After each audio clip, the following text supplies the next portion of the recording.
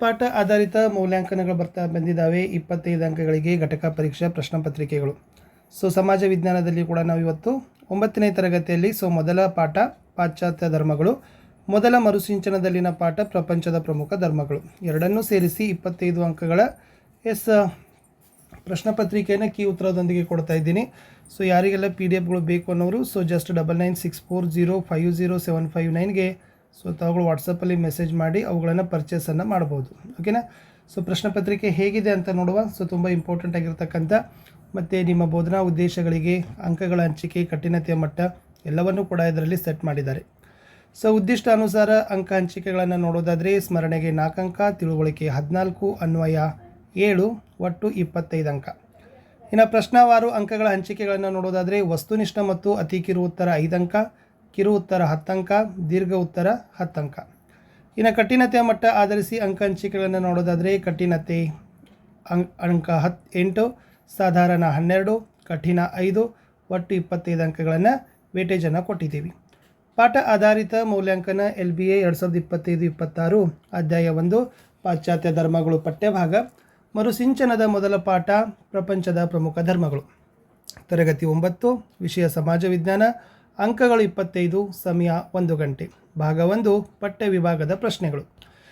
Mains ಫಸ್ಟಲ್ಲಿರ್ತಕ್ಕಂಥದ್ದು multiple choice questions 3 ಇದ್ದಾವೆ. Each question carry 1 mark. ಮೊದಲ ಪ್ರಶ್ನೆ, ಇವರ ಅವಧಿಯಲ್ಲಿ ಕ್ರಿಶ್ಚಿಯನ್ ಧರ್ಮ ರೋಮನ್ ರಾಜ್ಯ ಧರ್ಮವಾಯಿತು. ಎರಡನೇದು, ಮೊಹಮ್ಮದ್ ಪೈಗಂಬರ್ ಅವರ ಉತ್ತರಾಧಿಕಾರಿಗಳನ್ನು ಹೀಗೆನ್ನುತ್ತಾರೆ. ಮೂರನೇದು, ವೈದಿಕ ವಿಧಿ ಮತ್ತು ಆಚರಣೆಗಳಿಗೆ ಹೆಚ್ಚು ಹತ್ತಿರವಾಗಿರುವ ಧರ್ಮ ಯಾವುದು ಅಂತ ಕೇಳಿದರು.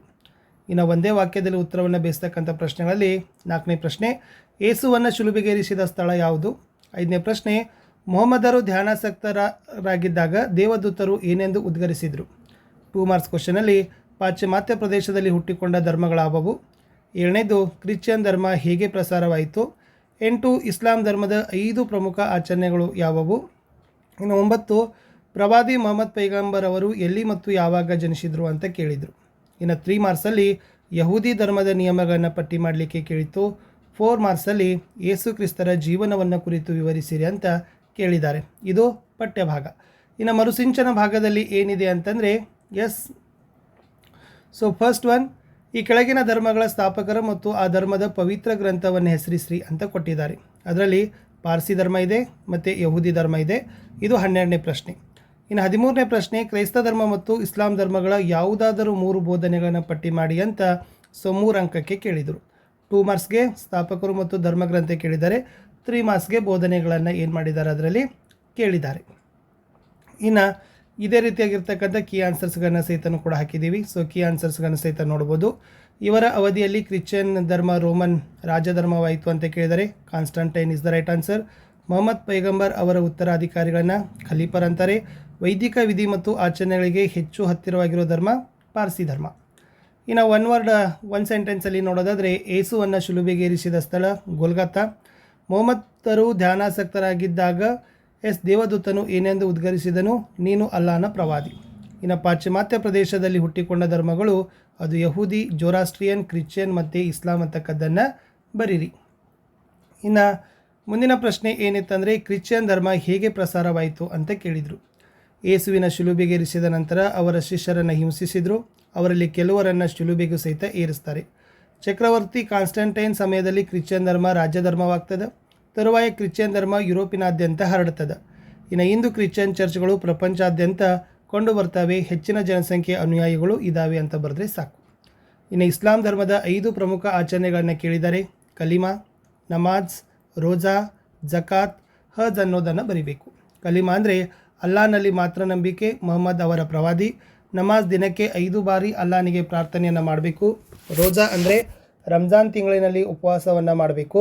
ಇನ್ನು ಜಕಾತ್ ಅಂದರೆ ಆದಾಯದ ನಿರ್ದಿಷ್ಟ ಮೊತ್ತವನ್ನು ಬಡವರಿಗೆ ದಾನ ಮಾಡಬೇಕು ಅನ್ನೋದು ಇತ್ತು.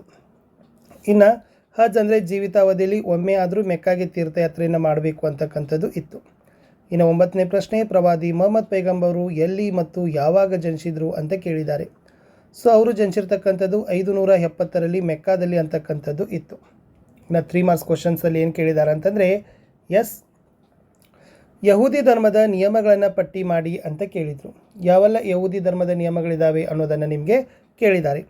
ಯಾವೇ ಹೊರತುಪಡಿಸಿ ಬೇರೆ ದೇವರಿಲ್ಲ, ವಿಗ್ರಹಗಳನ್ನು ಪೂಜಿಸಬೇಡಿ, ದೇವರ ಹೆಸರಿಗೆ ಕಳಂಕ ತರಬೇಡಿ, ಸಬ್ಬತ್ತನ್ನು ಪವಿತ್ರ ದಿನ ಅಂತ ಕಾಣಬೇಕು, ನಿಮ್ಮ ತಾಯಿ ಮತ್ತು ತಂದೆಯರನ್ನು ಗೌರವಿಸಬೇಕು, ವ್ಯಭಿಚಾರವನ್ನು ಸಲ್ಲದು ಅಂತ ಹೇಳಿದ್ದಾರೆ, ಕೊಲೆ ಮಾಡಬೇಡಿ, ಕದಿಯಬೇಡಿ, ಸುಳ್ಳು ಹೇಳಬೇಡಿ, ಅಸೂಯೆ ಪಡಬೇಡಿ ಅಂತಕ್ಕದ್ದನ್ನು ಕೂಡ ಏನು ಮಾಡಿದಾರಪ್ಪ ಅಂತಂದರೆ ಹೇಳಿದ್ದಾರೆ. ಇನ್ನು ಲಾಸ್ಟ್ ನಾವು 4 ಮಾರ್ಕ್ಸಲ್ಲಿ ಏನು ಕಟ್ಟಿದ್ದಾರೆ ಅಂದರೆ ಯೇಸು ಕ್ರಿಸ್ತರ ಜೀವನವನ್ನು ಕುರಿತು ವಿವರಿಸಿರಿ ಅಂತ ನಿಮಗೆ ಕೇಳಿತ್ತು. ಯೇಸುವಿನ ಜೀವನದ ಬಗ್ಗೆ ಬರಿಬೇಕಾಗಿತ್ತಂದರೆ ವೆರಿ ಸಿಂಪಲ್ಲಾಗಿ ಬರಿಬೋದು. ಜೀಸಸ್ ಅಥವಾ ಯೇಸುವಿನ ಜನನ ಸ್ಥಳ ಜೂಡಿಯಾ ಪ್ರಾಂತ್ಯದ ಬೆತ್ಲೆಹೇಮ್ ಆಗಿತ್ತು. ಜೀಸಸ್ ಜೋಸೆಫ್ ಮತ್ತು ಮೇರಿ ಬಡ ದಂಪತಿಗಳ ಏಕೈಕ ಪುತ್ರ. ಜೀಸಸ್ ಅರಾಮಿಕ್ ಮತ್ತು ಸೆಮೆಟಿಕ್ ಭಾಷೆಗಳನ್ನು ಬಲ್ಲವನಾಗಿದ್ದ. ಇದೇ ಸಮಯದಲ್ಲಿ ಯಹೂದಿಗಳು ತಮ್ಮನ್ನು ಕಷ್ಟಗಳಿಂದ ರಕ್ಷಿಸುವ ಮಸಿಯ ಅಥವಾ ಮಹಾರಕ್ಷಕನ ಆಗಮನವನ್ನು ನಿರೀಕ್ಷೆ ಮಾಡ್ತಿದ್ರು. ಈ ಆಗಮನದ ಕಲ್ಪನೆ ಧಾರ್ಮಿಕ ಪ್ರವರ್ತಕರಾದ ಜಾನ್ ಎಂಬ ವ್ಯಕ್ತಿಯದ್ದಾಗಿತ್ತು. ಓಕೆ, ಜಾನ್ ತಮ್ಮ ಬಳಿಗೆ ಬರುವ ವ್ಯಕ್ತಿಗಳಿಗೆ ದೀಕ್ಷಾಸ್ನಾನ ಮಾಡಿಸುವುದರ ಮೂಲಕ ದೀಕ್ಷೆ ನೀಡುತ್ತಿದ್ದ. ಯೇಸು ಕ್ರಿಸ್ತ ಸಹ 30ನೇ ವಯಸ್ಸಿನಲ್ಲಿ ಜಾನ್ನಿಂದ ದೀಕ್ಷಾಸ್ನಾನಕ್ಕೆ ಒಳಗಾದ. ಯೇಸು ಕ್ರಿಸ್ತ ಇಸ್ರೇಲ್ ದೇಶದಲ್ಲಿ ಸಂಚರಿಸಿ ಮತ ಪ್ರಚಾರ ಮತ್ತು ಬೋಧನೆಯಲ್ಲಿ ತೊಡಗಿದ. ಕಾಲಾಂತರದಲ್ಲಿ ಯಹೂದಿಗಳು ಯೇಸು ಕ್ರಿಸ್ತರನ್ನು ಧಾರ್ಮಿಕ ಮುಖಂಡರನ್ನಾಗಿ ಮಾಡ್ತಾರೆ.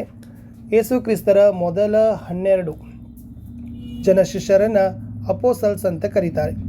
ಇನ್ನು ಧಾರ್ಮಿಕ ಡಂಬಾಚಾರಗಳನ್ನು ವಿರೋಧಿಸಿದ ಕಾರಣಕ್ಕಾಗಿ ಯಹೂದಿ ಸಂಪ್ರದಾಯ ವರ್ಗ ಇವರನ್ನು ವಿರೋಧಿಸ್ತದೆ. ಇನ್ನು ರೋಮನ್ ರಾಜ್ಯಪಾಲವು ಯೇಸುವಿಗೆ ಶಿಲುಬೆಗೇರಿಸುವ ಮರಣದಂಡನೆಯನ್ನು ನೀಡ್ತಾನೆ. ಅವರನ್ನು ಗೋಲ್ಗತಾ ಅಂತಕ್ಕಂಥಲ್ಲಿ ಶಿಲುಬೆಗೆ ಏರಿಸ್ತಾರೆ ಅಂತ ಬರೆದ್ರೆ ಸಾಕು. ಇನ್ನು ಮರುಸಿಂಚನದಲ್ಲಿ ಕೊಟ್ಟಿರ್ತಕ್ಕಂಥ ಪ್ರಶ್ನೆಗಳಿದ್ದಾವೆ. ಇದು ಪ್ರಪಂಚದ ಪ್ರಮುಖ ಧರ್ಮಗಳು ಅಂತ ಬರಬೇಕಾಗಿತ್ತು. ಸೊ ಪಾರ್ಸಿ ಧರ್ಮ ಜರಾತೃಷ್ಟ ಇದೆ, ಅವ್ಯಸ್ತ ಅಂತಕ್ಕಂಥ ಪವಿತ್ರ ಗ್ರಂಥ. ಯಹೂದಿ ಧರ್ಮ ಅಬ್ರಹಾಂ, ಹಿಬ್ರೂ ಬೈಬಲ್ ಅಂತಕ್ಕಂಥದ್ದು ಪವಿತ್ರ ಗ್ರಂಥ ಬರ್ತದೆ. ಇನ್ನು ಯೇಸು ಮತ್ತು ಕ್ರೈಸ್ತ ಮತ್ತು ಇಸ್ಲಾಂ ಧರ್ಮಗಳ 3 ಬೋಧನೆಗಳನ್ನು ಬರಲಿಕ್ಕೆ 3 ಮಾರ್ಕ್ಸಿಗೆ ಕೇಳ್ತಕ್ಕಂಥದ್ದು. ಕ್ರೈಸ್ತ ಧರ್ಮದ ಬರೀಬೇಕು, ದೇವರು ಒಬ್ಬನೇ, ದಯಾಮಯನಾದ ದೇವರು ಸರ್ವ ಜೀವರಾಶಿಗಳ ತಂದೆ. ಪ್ರತಿಯೊಬ್ಬರಲ್ಲೂ ಸಹೋದರತೆ ಭಾವನೆ ಇರಬೇಕು. ನಾವು ಕಷ್ಟದಲ್ಲಿರೋರನ್ನು ಪ್ರೀತಿಸಿದರೆ ದೇವರನ್ನು ಪ್ರೀತಿಸಿದಂತೆ. ಪರರಿಂದ ಯಾವುದೇ ನಿರೀಕ್ಷೆ ಇಲ್ಲದೆ ಇತರರಿಗೆ ಸೇವೆ ಸಲ್ಲಿಸಬೇಕು. ಮಾನವ ಸೇವೆ ದೇವರ ಸೇವೆಗೆ ಸಮಾನ. ಮಾನವ ತನ್ನ ತಪ್ಪುಗಳಿಗಾಗಿ ಪಶ್ಚಾತ್ತಾಪ ಪಟ್ಟರೆ ದೇವರು ಅವನನ್ನು ಕ್ಷಮಿಸುವನು. ನಿಮ್ಮ ಶತ್ರುವನ್ನು ಪ್ರೀತಿಸಿ, ನಿಮಗೆ ಹಾನಿ ಮಾಡಲು ಪ್ರಯತ್ನಿಸುವ ಜನರಿಗೆ ಒಳ್ಳೆಯದನ್ನು ಮಾಡಿ. ಇಸ್ಲಾಂ ಧರ್ಮದ ಬೋಧನೆಗಳಲ್ಲಿ ದೇವರು ಒಬ್ಬನೇ, ಆತನೇ ಅಲ್ಲಾಹನನ್ನು ಒಲಿಸಿಕೊಳ್ಳಲು ಸರಳ ಪ್ರಾರ್ಥನೆಯೊಂದು ಸಾಕು. ಪ್ರಾಮಾಣಿಕತೆ ಮತ್ತು ನೀತಿಯುತ ಜೀವನ ನಡೆಸಬೇಕು. ದುಶ್ಚಟಗಳಿಂದ ದೂರವಿರಬೇಕು. ದೀನ ದುರ್ಬಲರ ಬಗ್ಗೆ ಕರುಣೆ ಮತ್ತು ಸ್ತ್ರೀಯರ ಬಗ್ಗೆ ಗೌರವ ಇರಬೇಕು ಅಂತ ಬರೆದ್ರೆ ಸಾಕು. ಇಷ್ಟಿತ್ತು 9ನೇ ತರಗತಿಯ ಕಲಿಕಾ ಆಧಾರಿತ ಮೌಲ್ಯಮಾಪನ. ಓಕೆ, ಸೊ LBಯಲ್ಲಿರ್ತಕ್ಕಂಥ ಯೂನಿಟ್ ಟೆಸ್ಟ್ನ ಕ್ವಶನ್ ಪೇಪರ್ ಮತ್ತು ಕೀ ಆನ್ಸರ್ ನಾನು ಸಿಗ್ತೀನಿ.